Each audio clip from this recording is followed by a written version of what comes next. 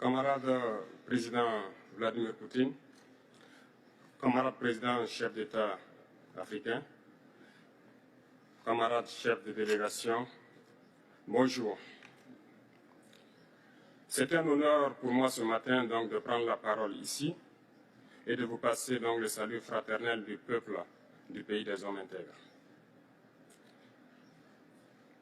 C'est aussi le lieu pour moi, avant tout propos, de rendre grâce à Dieu, Dieu Tout-Puissant qui nous a permis de nous réunir ici ce matin en bonne santé pour parler de l'avenir et du bien-être donc de nos peuples. Je m'en vais m'excuser auprès des anciens que je pourrais vexer dans mes propos à venir. Africanité oblige, les droits d'aînesse, je me dois de m'excuser. Camarades, j'ai quelques questions donc de ma génération, mille et une questions qu'on se pose. Mais nous n'avons pas de réponse. Et il se trouve qu'ici, nous pouvons laver donc notre linge sale parce qu'on se sent en famille. On se sent en famille en ce sens que la Russie est une famille aussi pour l'Afrique. C'est une famille parce que nous avons la même histoire. La Russie a consenti d'énormes sacrifices pour libérer le monde du nazisme pendant la Seconde Guerre mondiale. Les peuples africains, nos grands-pères, ont été déportés de force aussi pour aider l'Europe à se débarrasser du nazisme. Nous partageons la même histoire en ce sens que nous sommes les peuples oubliés du monde, qu'ils soient dans les livres d'histoire, dans les documentaires ou films. On tend donc à balayer le rôle prépondérant qu'a joué la Russie et de l'Afrique dans cette lutte contre le nazisme. Nous sommes ensemble parce que, actuellement, nous sommes là pour parler de l'avenir de nos peuples, de ce qui va advenir demain, de ce monde libre auquel nous aspirons, de ce monde sans ingérence dans nos affaires internes. Nous avons les mêmes perspectives et je souhaite que ce sommet soit l'occasion donc de pouvoir tisser de très bonnes relations en vue d'un meilleur avenir de nos peuples. Les questions que mes générations se posent sont les suivantes, si je peux me résumer, c'est de ne pas comprendre comment l'Afrique, avec tant de richesses sur notre sol, avec une nature généreuse, de l'eau, du soleil en abondance, l'Afrique est aujourd'hui le continent le plus pauvre. L'Afrique est un continent affamé. Et comment se fait-il que les chefs d'État traversent donc le monde à mendier? Voici des questions que nous nous posons et que nous n'avons pas de réponse jusque-là. Nous avons l'occasion de tisser de nouvelles relations. Et j'espère que ces relations puissent être les meilleures pour donner un meilleur avenir à nos peuples. Ma génération me charge aussi de dire que, par ce fait de pauvreté, ils sont obligés de traverser l'océan pour essayer de rallier l'Europe. Ils meurent dans l'océan. Mais que prochainement, ils n'iront pas traverser parce qu'ils viendront devant nos palais pour chercher leur pitance quotidienne.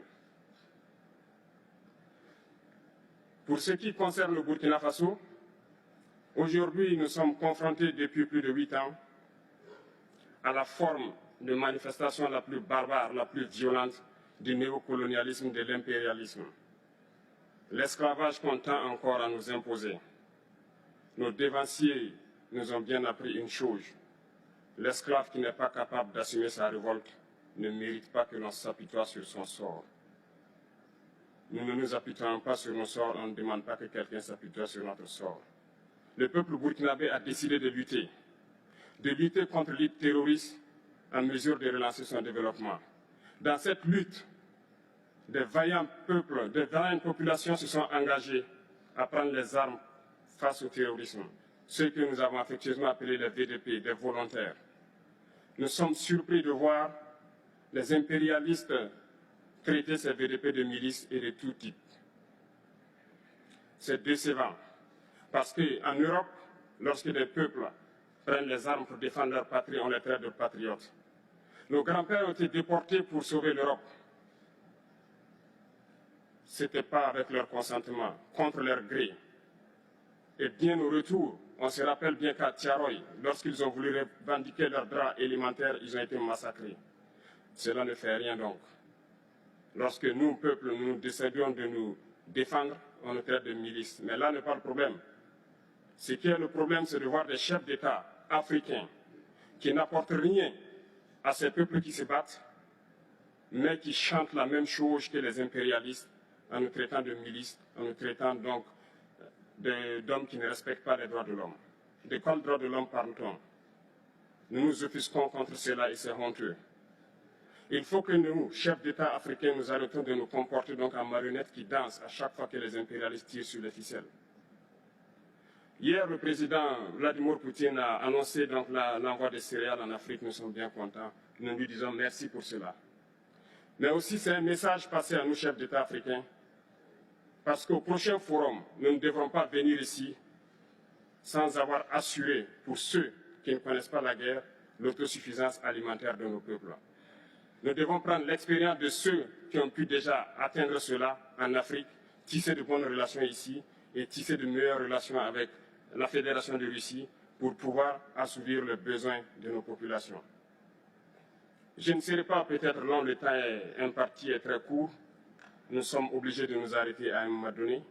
Mais je voudrais terminer en disant que nous devons donc rendre hommage à nos peuples qui se battent. Gloire à nos peuples, dignité à nos peuples, victoire à nos peuples. La patrie ou la mort, nous vaincrons. Merci, camarades.